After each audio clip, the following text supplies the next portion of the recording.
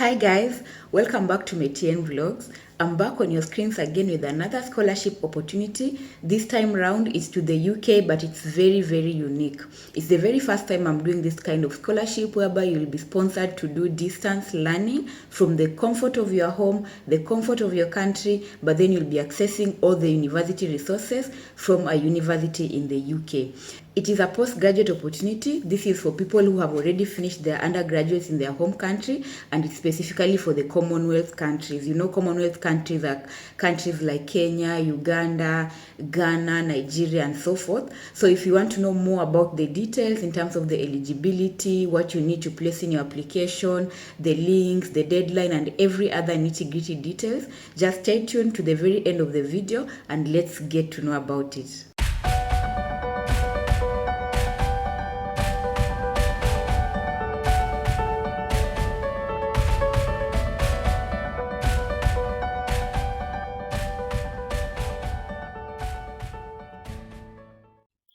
Welcome back guys. So today I'm sharing a special opportunity, sort of different from what I've been sharing, whereby the opportunity is a distance learning scholarship to the UK. Distance learning means you are in your home country wherever you are, but you're able to access the school and access all the information, examinations, tuition from the teachers and everything else online through a platform that has been created by the university. So this particular scholarship, they will be able to pay for your fees and many other things that I will tell you in this video, and the university is in the UK. So it's specifically for Commonwealth countries, and you know these are countries that have a special link with the United Kingdom. Countries like Kenya, Ghana, Nigeria, Namibia, Bangladesh, you know, there are very many countries that are in the Commonwealth. So you can, if you're not sure if your country is in the Commonwealth, you can simply go and search and see which countries are in the Commonwealth, okay? So the aim of this scholarship is to foster the relationship between UK and those countries. So they will be supporting the higher education in UK, and as well as supporting the relationship with the country, the specific country where you're coming from once they give you the scholarship. Okay, so let's jump right into the benefits. They're going to pay your tuition fees.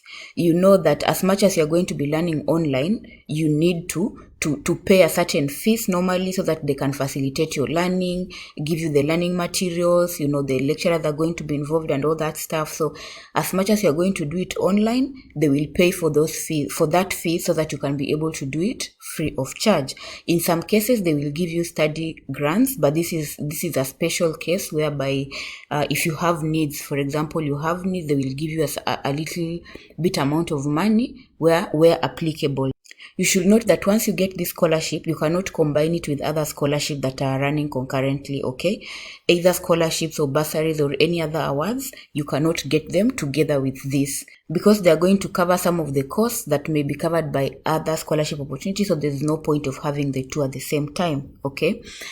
Something good about this scholarship is that taking an English test is not mandatory, okay? Many people usually fear the IELTS because it's expensive, first of all, and then it's time consuming, and it's not always a guarantee that you will pass it. So the good news is that this particular scholarship will not require you to do this.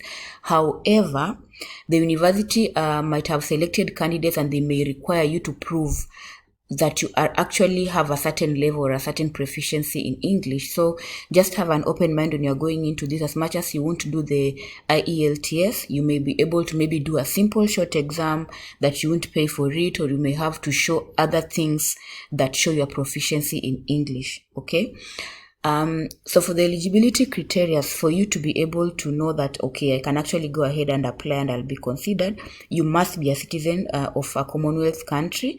And I've explained to you some of those countries that belong to the Commonwealth, but you can go and check again for yourself to just make sure that your country belongs to the Commonwealth. Or you should have been granted a refugee status. So maybe you're not coming originally from a Commonwealth country, but you've been given refugee status in a Commonwealth country. And also British protected persons, they can be able to apply, okay?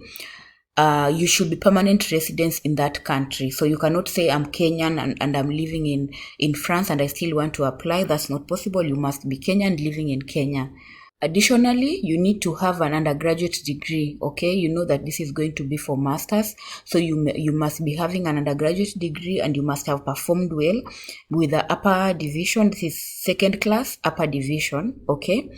But if you're having a lower qualification, for example, you didn't get a second class, you got maybe a pass, but you have relevant experience, and you're able to tell them, okay, as much as my grades were not so good, I can prove that I can be able to pass, and I need this because of ABCD. Like, there's a way you can write in your motivation letter and in your CV that it will just make them take you regardless of the grade that you got, okay?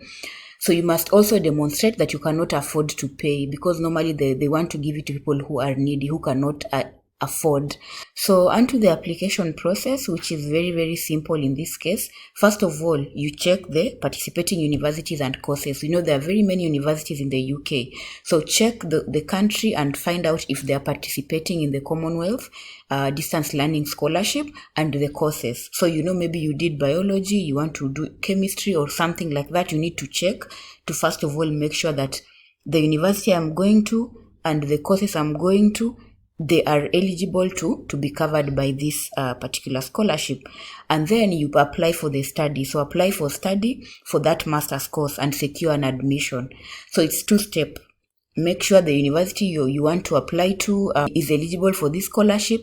Choose a course, apply for admission in that particular university. Another thing is that you can choose to apply to more than one course, okay, or even more than one university. But then you can only accept one offer for this scholarship. So if you apply for 2 universities and both of them accept you, for example, you can only be sponsored to one of those universities. So you have to choose at the end which university you want to go to receive this kind of sponsorship. So the documents that you will need you will need to give at least one reference letter, and this one will be directly submitted by a referee. So you will talk to someone who is willing to give you a recommendation, that is your lecturer or someone you are working with or your boss, and then they will be able to send it directly. So you won't receive it, they will send it directly. Then you will also need to give proof of the admission. This is the offer letter that you've been accepted by a university and the course is going to be in this year 2022-2023. So you need to give them that letter when you are applying for the scholarship as well. Then they also need your full transcript for the higher education qualifications. These are transcripts for your degree, your undergraduate degree, and they have to be certified translation in case you're coming from a country that you did not study in English, okay? But most of the Commonwealth countries, they study in English, so you will not need to have a translation. You just need to have the full transcripts by itself. So the application must be done on the online application system. I have linked it here. So once you go to the link that I usually provide in the description box, you can click on it and you go there and you place your application by submitting the documents that are needed. Please note that the application deadline is 15th of March. So because you are in February, you have more than a month, almost like a month. So it's the right time to start. Go into the links, check the university, place in your admissions so that you can be able to apply for the scholarship before the deadline runs out. I hope you found this information useful. As usual, I usually share the links in the description box, so just scroll down there, check it out, read through it, and make sure you place in your applications. Of course, share it with your loved ones who may be interested to know more about distance learning, online learning, and scholarship opportunities. I'm sure in one way or the other, they can benefit from this video or many other videos that I have shared in the channel. If you are new here, karibu sana. Make sure you subscribe so that you are notified whenever I upload videos. I hope to see you in the next one. Thank you for joining in.